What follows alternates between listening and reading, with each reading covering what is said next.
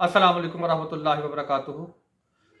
26वें पारे में 4 सूरह मुबारक हैं। सबसे पहले सूरह अल-कहफ है, उसके बाद सूरह मोहम्मद सल्लल्लाहु अलैहि वसल्लम, सूरह अल-फतह और आखिर में सूरह अल-अराफ है। इब्तिदाई आयत में अल्लाह रब्बुल इज़्ज़त ने एक दफ़ा फिर लोगों को बताया है कि कुरान पाक एक अजीम किताब है कि जिसे अल्लाह ताला ने हम लोगों की हदायत और रहनुमाई के लिए नाजिल किया, जो रहती दुनिया तक हदायत का बायस है।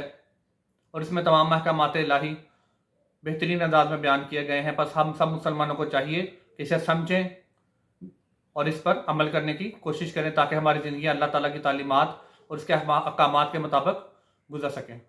मज़ीद अल्लाह रब्बुल इज़्ज़त ने मुशरिकीन के बारे में बयान फरमाया है कि कैसे मुशरिकीन कौन हैं, वही कि जो अल्लाह के सिवा दूसरों को माबूद मांगते हैं, उनसे हाजत रवाई की तवक्को रखते हैं, उनसे दुआएं मांगते हैं, उनके आगे माथे टेकते हैं, उनको सजदा करते हैं और उनको उन सफ़ात का हामिल करार देते हैं कि जो सिर्फ ख़ास अल्लाह रब्बुल इज़्ज़त के साथ ही मखसूस हैं।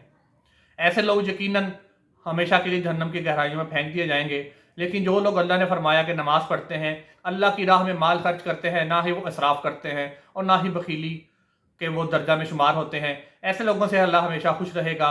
और ऐसे ही लोग हैं जिनको अल्लाह ताला फरमाते हैं कि मैं जन्नत में दाखिल करूँगा और हमेशा वो वहीं पर रहेंगे। जन्नत में उनके लिए दूध की नहरें बह रही होंगी, बेशुमार फलों के बागात होंगे वहाँ पर, और उनकी कोई भी ख्वाहिश वहाँ पर रद्द नहीं की जाएगी। उनके दिल में ख्वाहिश होगी और अल्लाह रब्बुल इज़्ज़त उसी वक्त उनकी ख्वाहिश पूरी कर देंगे, जहाँ उनको हूरें भी मिलेंगी और जवान खुद्दाम भी मिलेंगे जो हम वक्त उनकी खिदमत पर मामूर होंगे। अगली सूरह मुबारका में अल्लाह रब्बुल इज़्ज़त के साथ ही जैसे पहली में भी बताया था, शिर्क का जिक्र फरमाया है। और अल्लाह रब्बुल इज़्ज़त ने बताया कि जहाद से जो लोग पीछे रह जाएं, यकीनन वो लोग गलत हैं। जहाद अल्लाह ताला ने भी फ़र्ज़ ऐन हर मुसलमान पर करार दिया है।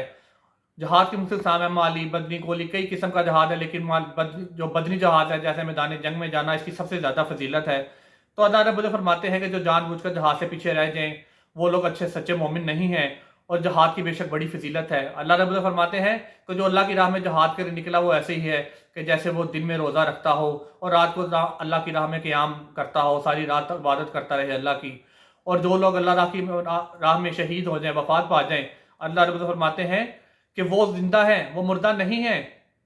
और अल्लाह के यहाँ जिंदा है, उनको रिस्क पहुंचाया जाता है अल्लाह के यहाँ, और वो क़यामत के दिन तक बेहतरीन अल्लाह ताला की पनाह में रहेंगे, अल्लाह ताला के बागात में रहेंगे। उनकी कब्र भी अल्लाह ताला वसी कर देंगे और जन्नत के बागात में से उसको एक बाग बना दिया जाएगा।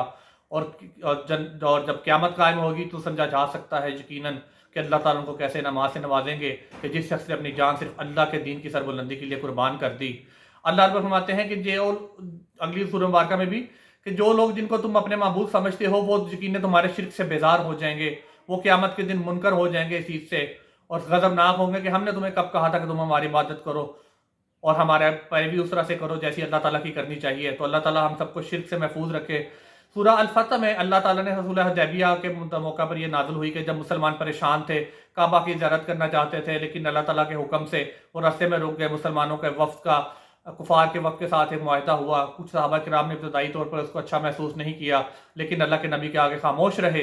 तो ये चूँकि अल्लाह के नबी का हुक्म है और यकीनन अल्लाह के नबी ने फरमाया, ज़ुबान पकड़ कर एक दफ़ा अपने हाथों में पकड़ाई 2 उंगलियों में कि यकीनन इससे कोई ऐसा लफ्ज़ नहीं निकलता मगर जो कि अल्लाह चाहे। तो सहाबा किराम खामोश हो जाते थे कि ये अल्लाह के नबी का हुक्म है, उसमें यकीनन को मसलहत होगी।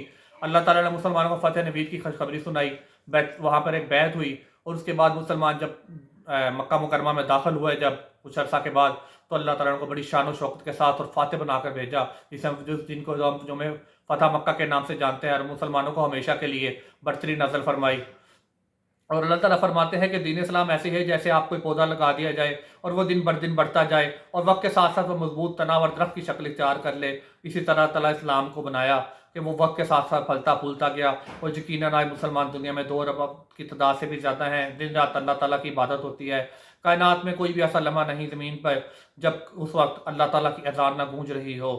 जापान, इंडोनेशिया से लेके अमेरिका की रियासतों तक 24 घंटे अल्लाह के फजल से अज़ान गूंजती है। मुसलमान मस्जिद में नमाज़ें पढ़ते हैं, रोज़ा रखते हैं, हज करते हैं, लाखों मुसलमान उम्रा अदा करते हैं। यकीनन ये अल्लाह ताला का दीन ही है जो दिन ब दिन मजबूत होता जा रहा है।